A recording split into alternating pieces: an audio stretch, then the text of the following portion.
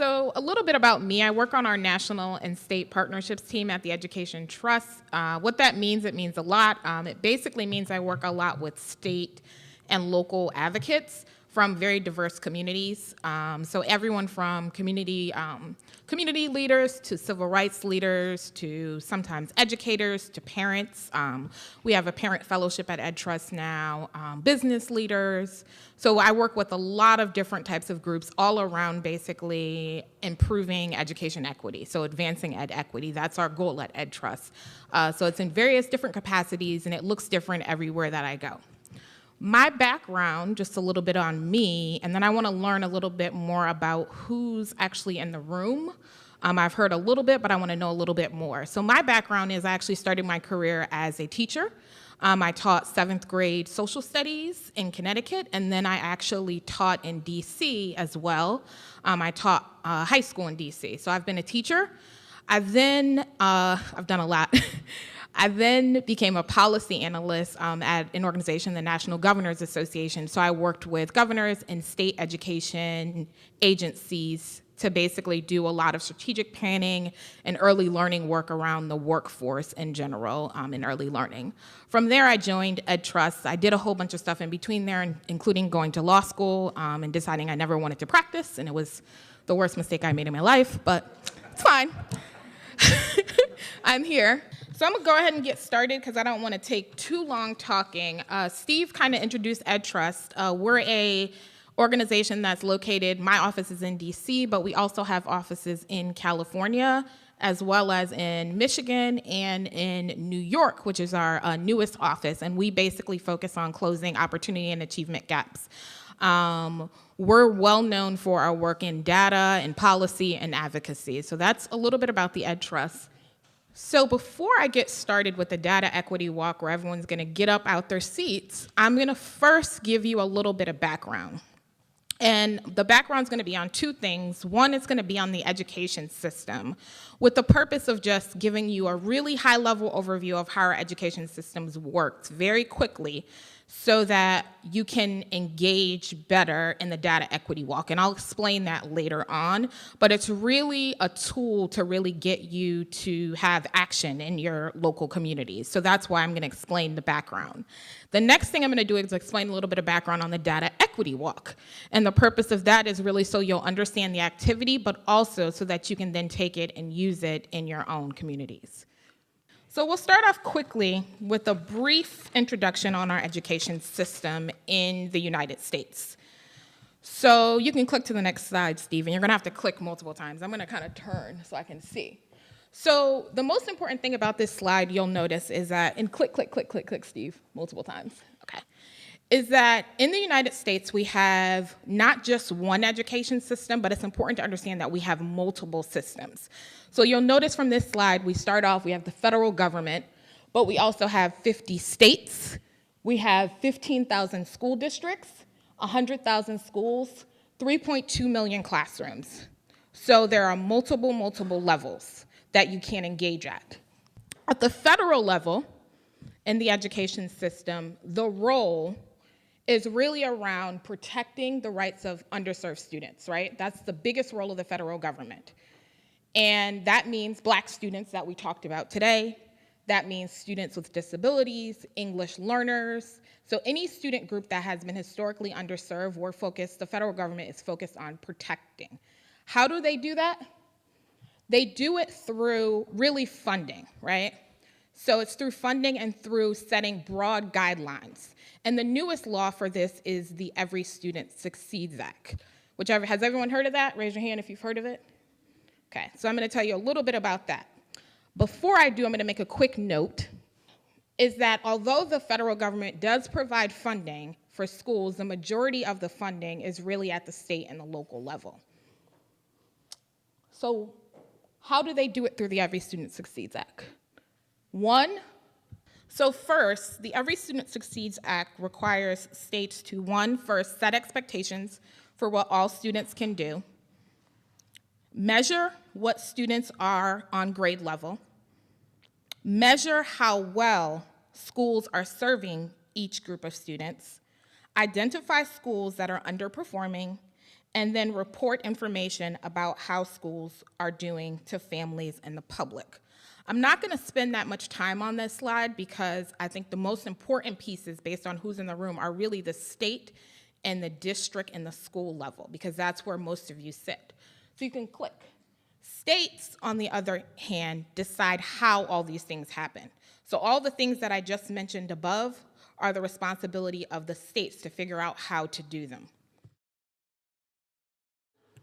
So what are the things? So again, what students need to know and be able to do. That's like the standards that states set. How to measure if students are on grade level. So when we talk about that, it's really the assessments, right? The assessments, performance, guidelines, whatever you take, portfolios. How to measure how schools are serving students. How to identify which schools need to take next steps to improve. So that's school improvement, where you see schools being graded for different things. You can click, Steve. How to share information about school performance. So those are usually public reporting and school report card systems. How much money, remember, most of the funding is at the state and the local level, so how much money you get. How teachers and principals should be prepared. So what are the qualifications that a teacher has to have? Do they need a master's degree, a bachelor's degree? Do they need to pass the praxis? And in some states, graduation requirements, which I think Washington had to deal with last year, right? With figuring out what are those new requirements going to look like, and are they going to be rigorous enough to make sure that all students have access to college and career. You can click. When we get to districts and schools, things get a little bit more complicated because sometimes district decide things, sometimes school decide things. So at the district level, it's usually about how much money each school gets. So they make decisions around local funding. How, when, and sometimes who to hire. What support to provide teachers and principals. So this is like the professional development that districts have. What codes of conduct and discipline policies should look like. So you have certain standards for discipline, but then schools also set their own guidelines around that. And then some states, again, graduation requirements, but not everywhere. You can click. Last on this piece is districts or schools might also decide what the typical school day looks like, what instructional materials, so this is down to like the textbooks, the curriculum that actually meet the standards that we talked about at the state level, and what classes to offer and how students get into those classes. So policies that determine if a student will have access to an AP course or an honors course. You can click, Steve. Oh, got it. Okay, so I think the most important piece of that, as I walked through that, and I can show those slides again when we come back to our discussion, is really at each level, whatever is happening in the system matters. It matters for students, right? It matters for achievement and opportunity. But you have a role to really play. And that's what we're here to really talk about with the data equity walk in that. So your role is really at the district and sometimes at the state level and pushing for change that really improve outcomes for students. So now we're on to the data equity walk. Does anyone have any questions before I move on? Okay, click. My time. Okay. So before I jump into the data equity walk, I'm going to give a little bit of background on that as well, and then we'll jump right into the activity, and people won't have to sit in their seats anymore. So the data equity walk that the Education Trust designed, it was designed actually by our Ed Trust West office in California. Ryan, who used to be the CEO, likes to call it the sexy office of Ed Trust. And so the data equity walk is really a tool that can support stakeholders in improving education equity. It's a tool that allows you to engage with data and discuss equity issues. And it's a tool that anyone can really use. So we've used these data equity walks with students. So usually students at probably like the high school level. We use it with business leaders. You can use it with policymakers. You can use it with community leaders. So generally, you can use it with almost anyone, basically.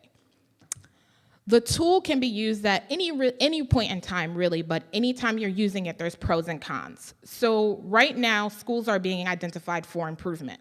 So let's say a parent decides, hey, I want to use a data equity walk because my school has been identified. While it's great to use it to figure out what's happening, the challenge with that is that it's also kind of a little late. Maybe it should have been done before the school was identified to figure out ways to actually improve it. So there are pros and cons to timing. You can use it when it's an election period, like now, midterm elections, and you're trying to figure out which candidates are talking about issues that matter. So maybe putting up the slides and seeing like, what's going on in my state? Oh, this candidate is talking about the issues that are happening and the disparities that need to be addressed, right? So it just depends. The most important piece of the data equity walk is really the why behind it. And the why is for 3 key reasons that we use it. So one is it really creates a shared understanding of how well schools and districts are serving students. So when we say this, we mean community engagement and stakeholder collaboration are a crucial part of improving education equity. But to truly collaborate, people need a shared understanding about what's happening. So what I mean is what's happening with both achievement, so the outcomes, so what's the test say, and also what's happening with opportunity, right? So opportunity is who has access to which courses, right, in a school. That's an opportunity example. And when you're doing this, you'll see different types of data, one outcome and some opportunity data. Who has access to early learning? Is it Black kids? Do white kids have more access? Do Latino kids? So that sort of thing. The other important piece of the shared understanding is the process that we use. So when you're gonna engage in this walk, you're gonna walk around, you're gonna be able to see posts from other people, you're gonna see a lot of visuals, you're gonna be able to talk with people, we're gonna have a large group discussion. And the whole point of the process is for us to not just focus on the numbers, but the numbers aren't just numbers, those are people's experiences. Those are the students that you heard from earlier today, right? So we always want to try to dig underneath that. And sometimes I will say in these, we even use student voice slides, so we'll have like clips from students and what they say in their experiences. So it's not just about numbers, it's about people's lived experiences. The second point is it's about building capacity of anyone and everyone to engage. And when I say that, I mean, it's basically like you can see information, but that doesn't make it really accessible to you, right? So through this, we're making things more accessible so people can understand, interpret, and then do the most important thing, which is really engage in advocacy to change outcomes. So it's collective advocacy, right? Working with all the people in the room and others to make change in outcomes. So that's a little background on the data equity walk and the why. Those pieces of information, again, are important as we think about using it and bringing it to your community, which is what we want you to do. So if I could share the anger with you, every last one of these boards, I feel attacked because they're me. I feel I could be further along in my career and further along helping the community if they didn't drop the ball when I was expelled in 3rd grade because of a lack of support in the school. That this is ridiculous and unacceptable. Don't say we're all one person under the American flag, but you got holes in it under the stars. Where you get the audacity to do that? All the things that have been invented by Black, white, and everything in between, why would you not want to educate more people for more inventions to move the country along so that we're not behind? Even in the metric system and all of that, that doesn't make sense to me. We fund in all these other countries, but the country we in, for what? What I'm hearing in the room is a lot of just really anger, upset, disappointment in the system and the way things are. What are some other reactions that people had? Were there probing questions that you had that this information left you with as you just looked at it, like you were like, wait, what? Some of this information is really funny, but the elephant in the room is not being addressed. particularly these statistics related to these algebras and these AP classes. Anybody with Stevie Wonder can see what it's about. They call it the gatekeepers, and I got this information from Amy. As counselors, we don't know that Johnny may not be interested in mathematics because he has a teacher that he knows doesn't care for him. Has nothing to do with his intellectual ability. Or you can't perform or interact with every student as a cookie cutter approach. If you don't do the research and interact with your students personally, you don't know that Johnny probably may not like that class, but Johnny's science scores are exceptional.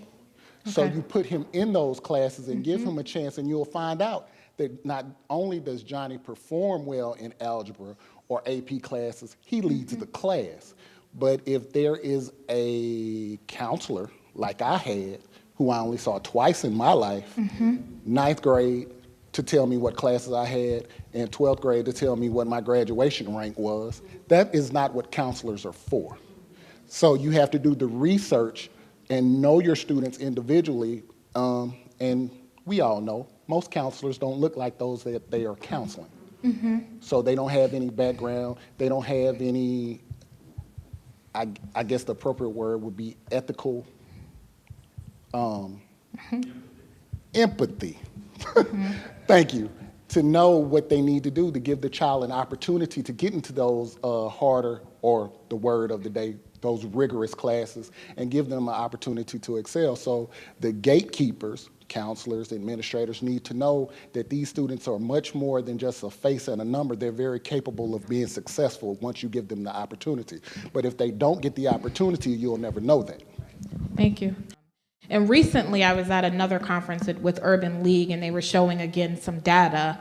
I think it was the Opportunities Myth paper, actually, by TNTP, where they showed some data around how high expectations matter, right? Course rigor matters, and if you don't have access to these courses, then that then limits, right, the gatekeeping, your access to opportunities after. I heard some other things mentioned about the importance of diversity of both school staff, counselors, and the important also role that counselors and teachers play in making sure that students really have opportunities to reach their potential, right? To do the things that they can. So I heard a lot. There's probably way more that I missed, but there was a lot said in that statement. I'm going to stop this portion of the comments, and it's a little bit short because usually we give people more time to react. And my reason is like this activity does evoke a lot of emotion and anger and like, why is this happening, right?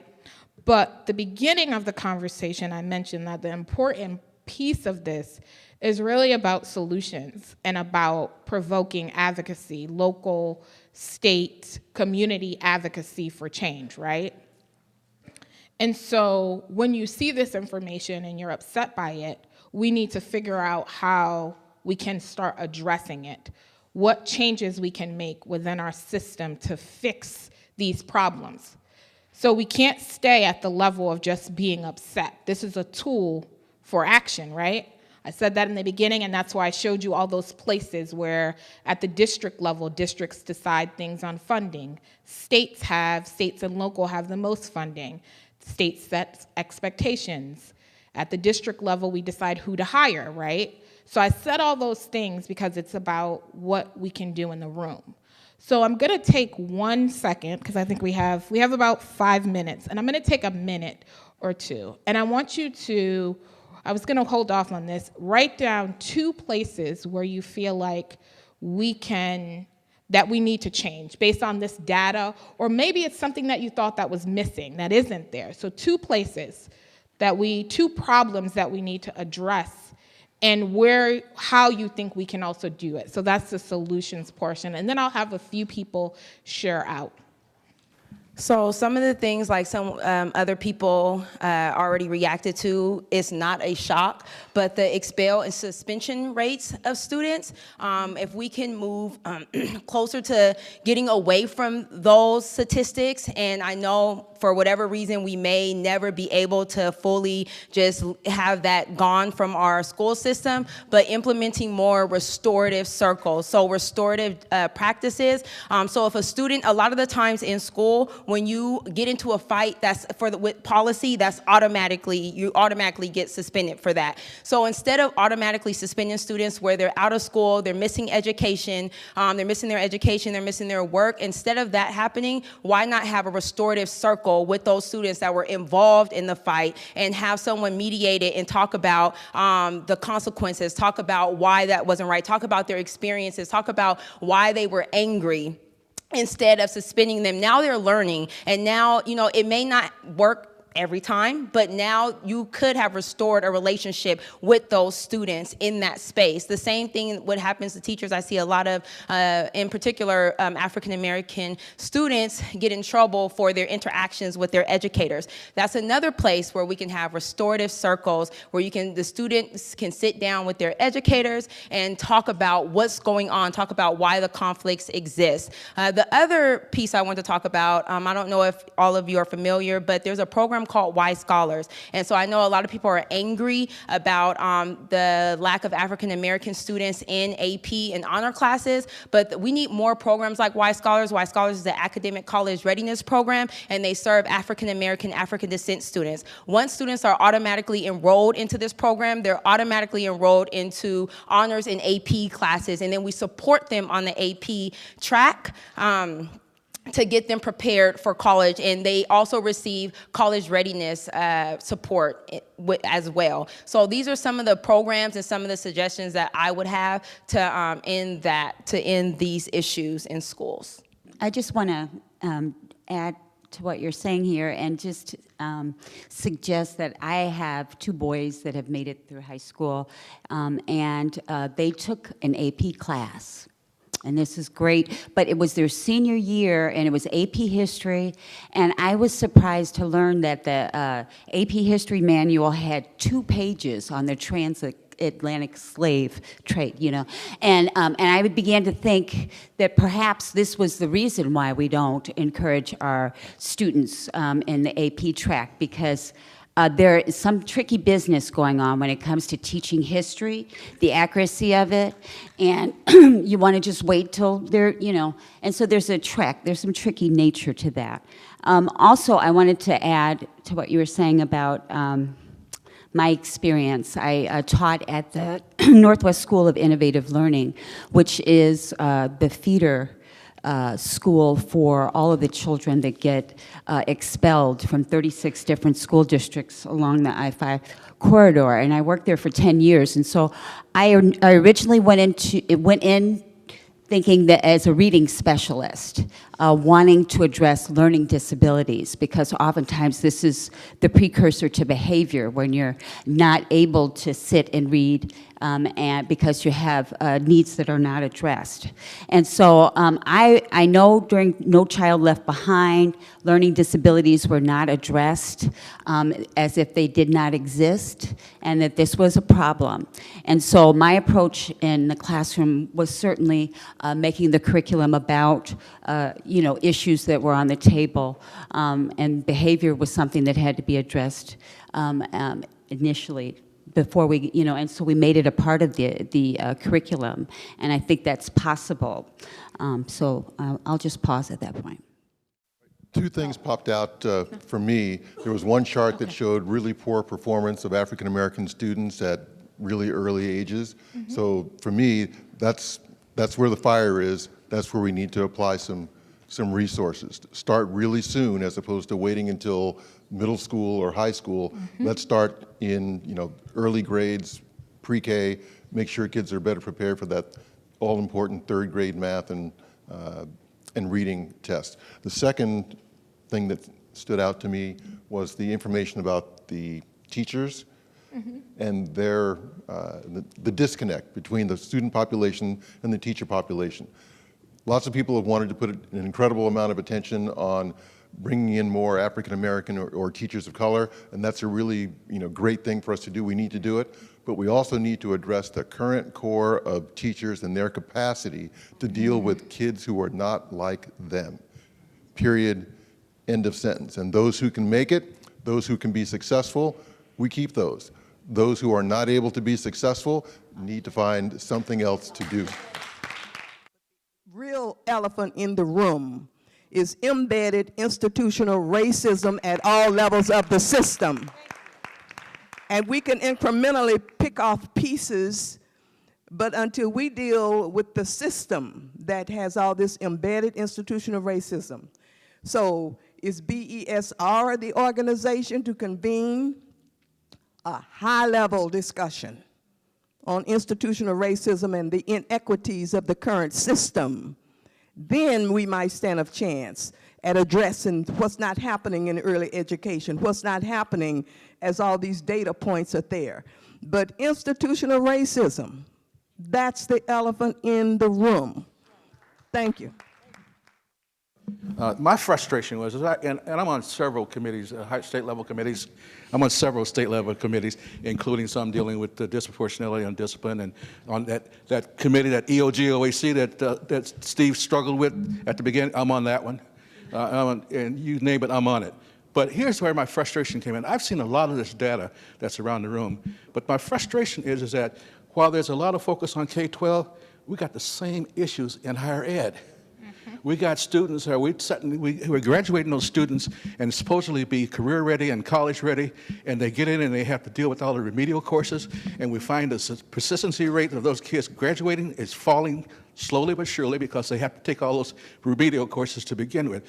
So the efforts that I bring to the table from a BESR standpoint is, yeah, K-12 and P-12 is really vital, but we got to keep our eye on getting those kids into higher ed and out of higher ed. Yes, exactly right. Thank you. So we also, I don't know if everyone noticed there was a higher ed slide there. Did anyone notice what was missing from that slide? Disaggregation. So we have those as well. That just starts with the high level of what's happening, right? But we actually have, on our website, we break down by race, what's happening with each group of students once they enter higher education and whether or not they're completing. And then it goes on from there, because then it's income, right? Higher education impacts your income and impacts other outcomes in your life, right? So, and then we're gonna end with a student, and then I have a few wrap-up statements. What I said is having more black teachers in the schools would help more. And the reason I said that is because having more black teachers, they can connect with the black students more, other than a white woman can connect with a black student or a white man in society, period. Mm-hmm. So, yeah. Okay. Great. Thank you. So teachers, I'll say we also have some publications on that as well, on teacher diversity and the importance of having teachers that look like students in the classroom and how they impact outcomes for students. I'm going to wrap up. My slides aren't up there, but we do have a toolkit so that you can actually do this activity. In the toolkit, and I'll leave the information with Steve, or he can put it up later on today, you can actually see the questions you can ask, how to facilitate the discussion. They have information in there as well on how to put together like the slides and do the printing that you need. We also have a tool called the EdWatch tool, and it is basically a state-by-state report on what's happening in your education system, starting with early learning throughout. It has both opportunity data as well as outcome data. So it's state by state. It has way more information than we presented here. And so you can look to those two resources if you are interested in doing this activity. I started off in the beginning by saying the most important part of this is really about creating action, and I'm going to end with kind of how I started, is that it's really about creating action to improve outcomes for students of color. That's the purpose of this whole thing. So as you do this, what are we going to do to make changes? How are you going to engage collectively as a community to change what we see here?